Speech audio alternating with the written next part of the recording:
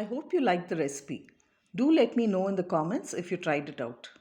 Please do subscribe for latest recipes. Thanks for watching.